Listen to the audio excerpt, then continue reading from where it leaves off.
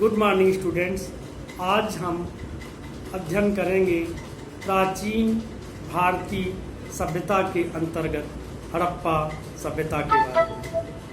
तो जैसा कि आप जानते हैं, हड़प्पा सभ्यता एक बहुत ही महत्वपूर्ण सभ्यता थी जो कि अपने समकालीन सभ्यताओं मिस्र एवं सीरिया बेबीलोनिया की सभ्यता के समकालीन थी और यह सभ्यता भारत और आज के पाकिस्तान में फैले हुआ था। इस प्रकार जो ये हड़प्पा सभ्यता है वह एक बहुत ही महत्वपूर्ण सभ्यता थी और हड़प्पा सभ्यता को 1921 में उद्घाटित किया गया। यह संस्कृति पंजाब, हरियाणा, बलूचिस्तान, गुजरात, राजस्थान और उत्तर प्रदेश के पश्चिमी भाग में आलमगीरपुर तक स्थित है और यह विश्व की बड़ी सभ्यताओं में से एक है। आज इसके लगभग 1000 हड़प्पाई ठिकानों का पता लगा है जहां पर हड़प्पा संस्कृति के अवशेष मिले हैं। इनमें से मांटगोमरी जिले में रावी तट पर स्थित हड़प्पा का खुदाई सबसे पहले हुआ है और हड़प्पा की खुदाई सबसे पहले होने के कारण इस संस्कृति को हड़प्पा संस्कृति कहते हैं।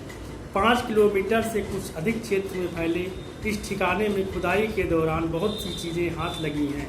यह दो सबसे महत्वपूर्ण नगरों में से एक है। हड़प्पा के 2 सबसे महत्वपूर्ण नगर हैं हड़प्पा एवं मोहनजोदड़ो और तीसरा है चंद्रूदड़ो।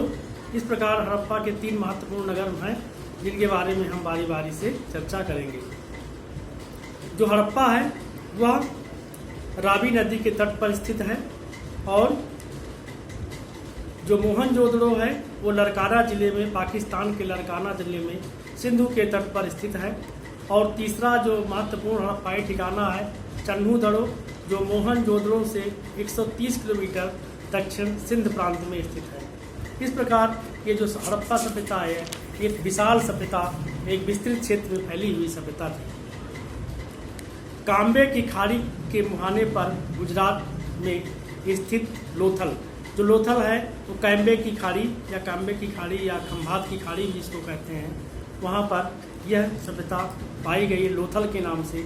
और उत्तरी राजस्थान में घग्गर नदी के किनारे, उत्तरी राजस्थान में घग्गर नदी के किनारे उसकी सूखी घाटी में, घग्गर नदी की सूखी घाटी में कालीबंगा नामक स्थान पर भी इस सभ्यता के अवशेष पाए गए हैं।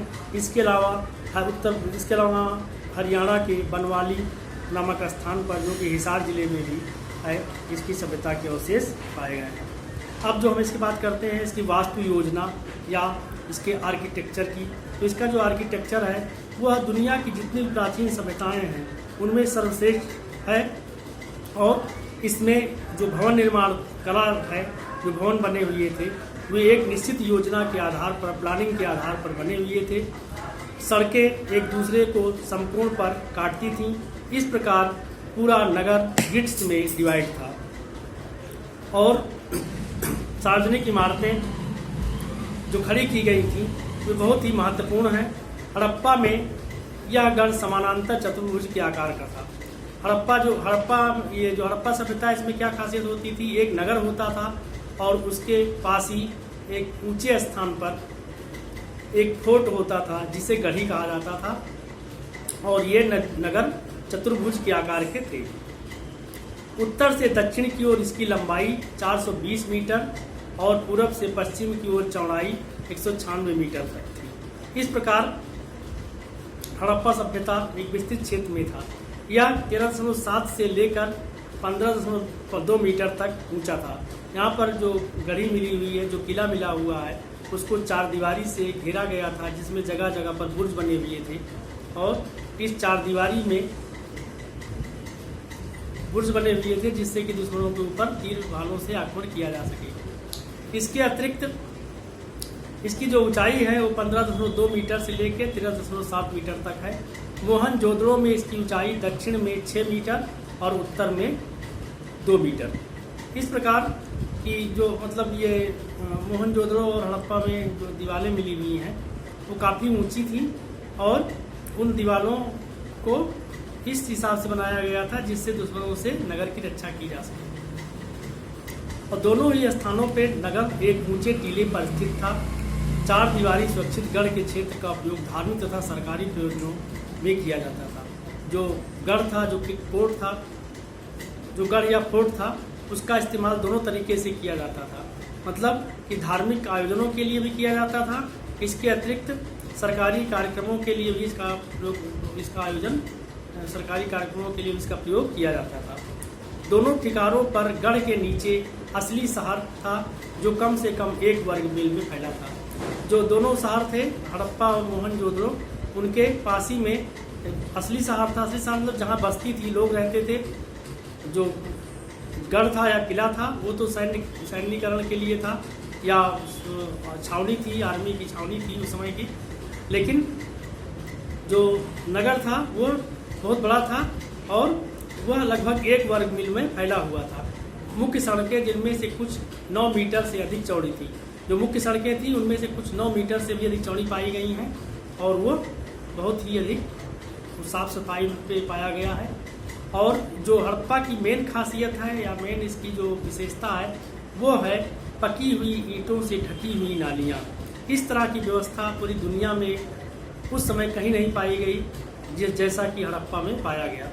यहाँ पर पकी हुई ईंटों से नालियाँ ढकी गई थी, सड़कें भी पकी हुई ईंटों से बनाई गई थी और नालियों का इस्तेमाल ड्रेनेज के तौर पर किया जाता था। इसके अलावा यहाँ पर जो मकान मिले हैं वो भी बहुत ही सिस्टमेटिक वे से बने हुए हैं। इन मकानों का आकार अक्सर 2 कमरों से लेकर के और 12 कमरों तक मिला है। गरीबों के घर 2 कमरे और जो धनियों के घर थे वो 12 कमरे उसमें पाए गए हैं। बीच में आंगन होता था और चारों तरफ कमरे बने होते थे, जैसे आज हमारी भारतीय सभ्यता में होता है कि बीच में आंगन होता है और उसके चारों तरफ कमरे बने होते हैं। इसी प्रकार हड़प्पा सभ्यता में भी इस प्रकार की चीज़ें थी। और इन मकानों में नालियाँ बनी हुई थी, हर घर में शौचालय बने हुए थे और पानी भरने के लिए हर घर में कुएँ भी बने हुए थे। अब जो हड़प्पा की मेन जो दूसरी खासियत है जिसके लिए जाना जाता है वह महान स्नानागार है या ग्रेट बाथरूम है। एक ऐसा स्नानागार, एक ऐसा कुंड पाया गया है, ऐसा पॉन्ड पाया गया है या तालाब पाया गया है जिसके चारों तरफ कपड़े बदलने के लिए कमरे बने हुए थे। इसके अतिरिक्त ये स्नानागार एक ऊंचे स्थान पर स्थित था और ऊंचे स्थान पर स्थित होने की वजह से इसमें इसकी तली में छेद करके इसका पानी निकाल दिया जाता था। इस प्रकार इसमें समय समय पर पानी भरा जाता था और पानी भरने के लिए पास ही में कुआं भी पाया गया है। इसमें सीढ़ियां बनी हुई हैं। यह ईंटों से सुंदर काम का एक उत्कृष्ट नमूना है। यह आयताकार पॉन्ड है, यह एक रेक्टेंगल ताल है या आयताकार पॉन्ड है जिसकी लंबाई 11.88 मीटर है। इसकी लंबाई 11.88 मीटर है, चौड़ाई 7.01 मीटर है और गहराई 2.43 मीटर है। यह महास्नानागार के उत्तरी और दक्षिणी छोरों पर ईंटों की बनी सीढ़ियाँ ताल के तल तक जाती थी। मतलब कि चारों तरफ इसके सीढ़ियाँ बनी हुई हैं जिसमें लोग आसानी से नीचे उतर सकते थे और स्नान कर सकते थे। तो आज इतना ही, धन्यवाद।